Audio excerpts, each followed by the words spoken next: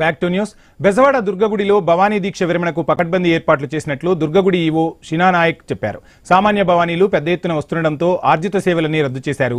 అర్ధరాత్రి 12 గంటల నుంచి తెల్లవారుజామున 3 గంటల వరకు మాత్రమే ఆలయాన్ని మూసి ఉంచాలని నిర్ణయించారు. అమ్మవారి దర్శనానికి టికెట్లు ఏమీ లేవని, భవానీలు ఏ క్యూలోనైనా వెళ్లవచ్చునని ఈవో తెలిపారు. మాల విరమణ తర్వాత అన్నప్రసాదంతో పాటు ఎన్ని లడ్డూలు అడిగితే అన్ని ఇచ్చేలా ఏర్పాట్లు చేశామంటున్న ఈవో షీనా నాయక్తో మా ప్రతినిధి కాంతి ఫేస్ టు ఫేస్.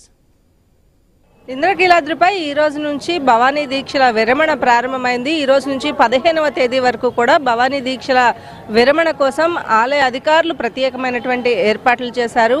ఈ తెల్లవారుజామున హోమగుండాల అగ్ని ప్రతిష్టాపనతోటి ఈ దీక్ష విరమణ అనేది ప్రారంభమైంది. అయితే విరమణకు సంబంధించి 2 హోమగుండాలను ఏర్పాటు చేశారు. అవసరమైన దాని ప్రకారం 3వ హోమగుండాన్ని కూడా సిద్ధం చేసి అధికారులు ఉంచారు. అలాగే ప్రతి ఏటా ఈ భవానీ దీక్షలు తీసుకుని విరమణకు వచ్చేటువంటి భక్తుల కోసం దసరాలో ఎటువంటి ఏర్పాట్లు అయితే చేస్తారో ఈసారి కూడా ఆలయ ప్రాంగణంలో అటువంటి ఏర్పాట్లన్నింటినీ కూడా చేపట్టారు. ఆలయ ఈవో షీనా నాయక్ ప్రస్తుతం అంతా ఉన్నారు. సార్ చెప్పండి, ఈ ఏడాది దసరా తర్వాత అత్యంత వైభవంగా ఇంద్రకీలాద్రిపై జరిగే భవానీ దీక్షల విరమణ కోసం ఎటువంటి ఏర్పాట్లు?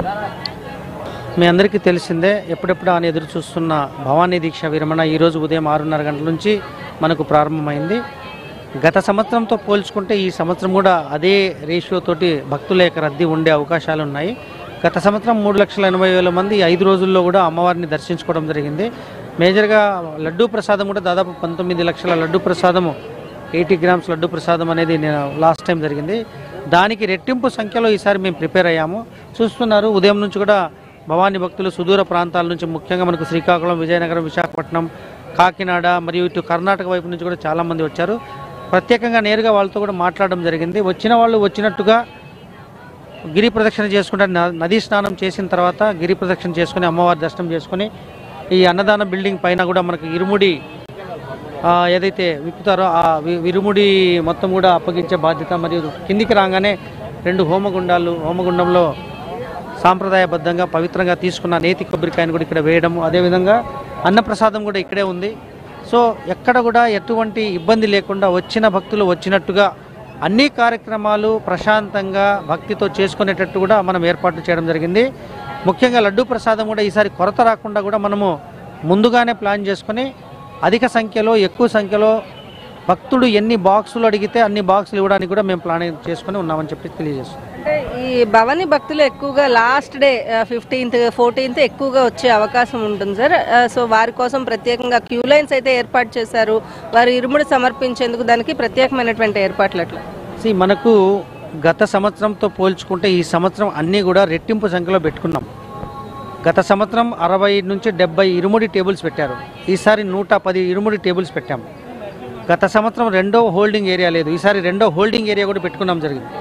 సో ఎక్కడికక్కడ గౌరవ జిల్లా కలెక్టర్ గారు, కమిషనర్ ఆఫ్ పోలీస్ వారు, అదేవిధంగా విఎంసీ వారందరూ ఆధ్వర్యంలో వచ్చే భక్తులకి ఇబ్బంది లేకుండా రోడ్ల మీద ఎక్కడంటే అక్కడే ఉండకుండా వాళ్ళని హోల్డింగ్ ఏరియాస్లో హోల్డ్ చేసిన తర్వాత ఒక క్రమ పద్ధతిలో అందరినీ కూడా ఫస్ట్ కమ్ ఫస్ట్ సర్వ్ అన్నట్టు కూడా మనం వినాయక మందిరం నుంచి కూడా ప్లాన్ చేయడం జరిగింది. సో ఎంతమంది, ఎన్ని వేలు కాదు లక్షల మంది భక్తులు వచ్చినా ఈ ఇన్ టైంలోనే మనం ఈ 5 రోజుల్లో వారికి మంచి దర్శనాన్ని అన్ని రకాలైనటువంటి ఏర్పాట్లు చేసి సుదీర్ఘంగా క్షేమంగా వాళ్ళ ఇంటికి పంపించడానికి అన్ని ఏర్పాట్లు చేశాం. భవానీ దీక్షలు తీసుకుని దీక్ష విరమణ కోసం వచ్చేటువంటి భక్తుల కోసం కావాల్సిన ఏర్పాట్లు అన్నీ పూర్తి చేశామని, అలాగే గత ఏడాది కంటే అన్నీ కూడా రెట్టింపు సంఖ్యలో భవానీకి సంబంధించినటువంటి బియ్యం సమర్పించేందుకు గురు భవానీల టేబుల్స్ కావచ్చు, అలాగే ఇరుముడి సమర్పించేందుకు వచ్చేటువంటి భక్తులకు కావాల్సినటువంటి ఏర్పాట్లు, వారు అమ్మవారి దర్శనానికి వచ్చి ఇరుముడిని అమ్మవారికి చూపించిన తరువాత కిందకి వచ్చి వారి తలపైన ఉన్నటువంటి ఇరుముడిని దింపి అక్కడ ఉన్న బియ్యాన్ని సమర్పించి అక్కడి నుంచి నేతికాయను తీసుకువచ్చి హోమగుండాల్లో వేస్తూ ఉంటారు. ఈ నేపథ్యంలో ఇంద్రకీలాద్రిపై భవానీ దీక్షల విరమణ అయితే ప్రారంభమైంది. 5 రోజుల పాటు జై భవానీ, జై జై భవానీ నామస్మరణతోటి ఇంద్రకీలాద్రి మారుమోగబోతోంది. కెమెరా పర్సన్ విజయ్తో కాంతి, ఐ న్యూస్, ఇంద్రకీలాద్రి నుంచి.